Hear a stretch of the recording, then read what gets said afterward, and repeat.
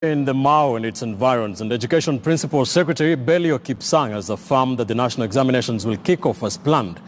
The PS said the Education Ministry will work together with the Ministry of Interior to restore calm to troubled areas before the examinations kick off. Mao and Narok have been rocked by clashes in the recent past, raising doubt on the preparedness of candidates in those areas. At the same time, the Kenya National Examinations Council Chairman George Magoha has warned school heads against examination leakages, adding that strict measures have been put in place to curb irregularities. These amidst concerns by school heads and the Kenya National Union of Teachers, NAT, that the national examinations may suffer hitches due to lack of funds to buy the required laboratory kits. The two spoke after inspecting an examination storage container in Nairobi West, here in Nairobi. The whole process. And we can almost satisfy ourselves that with the number of examiners that we have trained for composition and INSHA, the number of examiners that we have trained for the KCSE examination, that we shall be able to do this in time for our children to be able to know their results, mainly the class 8 ones, be able to know by the time they go home for Christmas which schools they'll have been admitted to. So these are processes that have already been put in place. As for Narok, we have had an engagement last week, early part of the week last week.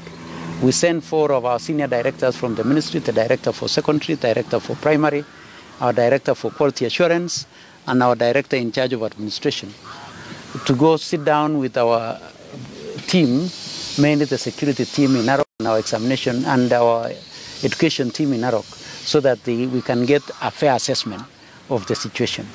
What we have now is that and you can see even as late as yesterday that the situation is starting to calm down. And we have assured our children that it will be our responsibility to make sure that the environment in which they do the examination will be a conducive environment that will give them an equal opportunity in the results that they will get.